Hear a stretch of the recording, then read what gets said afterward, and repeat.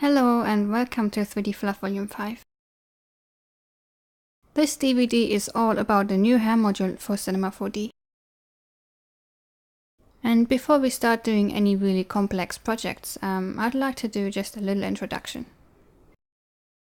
And I would like to start off by showing you some of the basic steps involved with hair.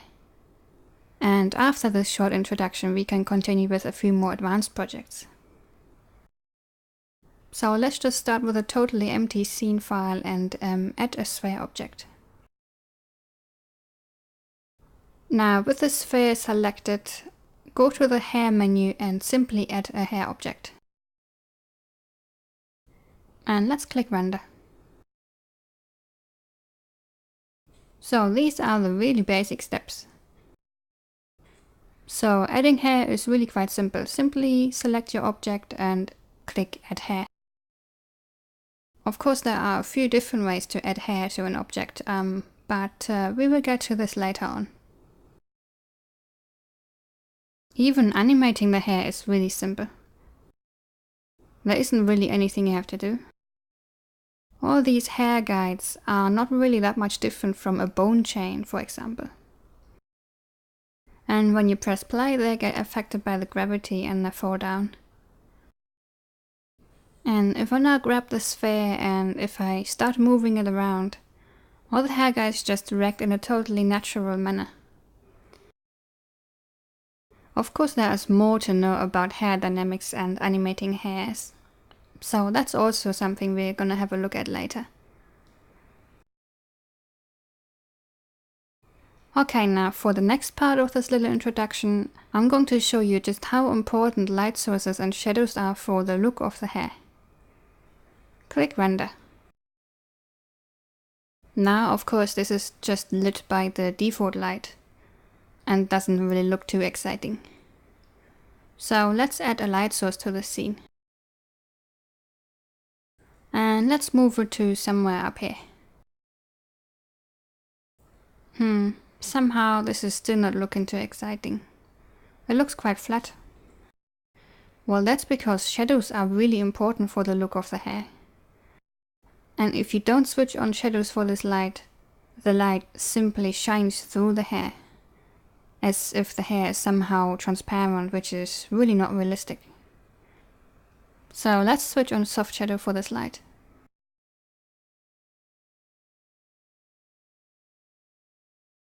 Now that's totally different. That's how it should look. We only have one light source in there.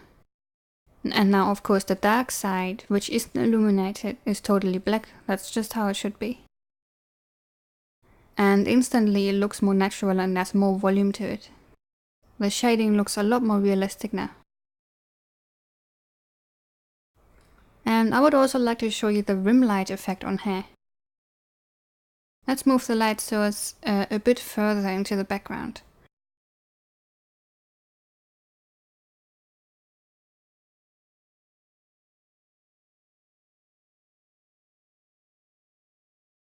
And let's make it quite bright. Let's set it to 500%.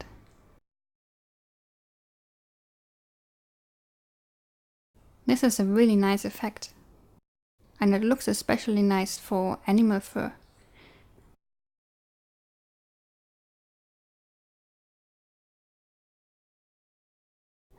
Now earlier you might have noticed maybe that the add hair command didn't just add a hair object, but it also added a hair material to the scene. This material is automatically assigned to the hair object. So let's just have a quick look at this material. Just double click it to open the material editor. The color of the hair is probably the parameter you're going to be changing most of the time. And in the basic setup, the hair color is just defined by a gradient which goes from the roots to the tips. So in this case, the roots, which are on the left of the gradient, are slightly darker than the tips. So for the roots, pick a dark blue, and for the tips, we should pick a lighter blue. And click render. Well, I guess we need to add a second light source to this scene. So click to add a light. Let's position it over here. And don't forget to switch on soft shadows again.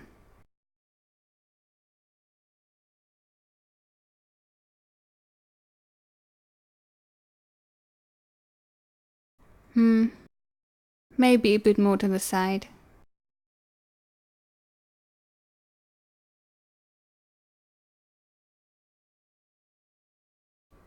Of course, the color is only one of many different hair parameters which define the look of the hair.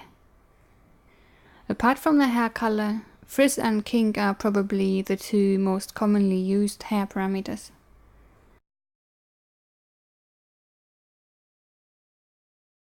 Simply by switching these two parameters on, you can already make the hair look a lot more random. And make it look more like shaggy fur. So now you should already have a rough idea of how to use hair in Cinema 4D. These are only the very basic steps, of course. There is a lot more to learn. So I'm going to close this scene file now.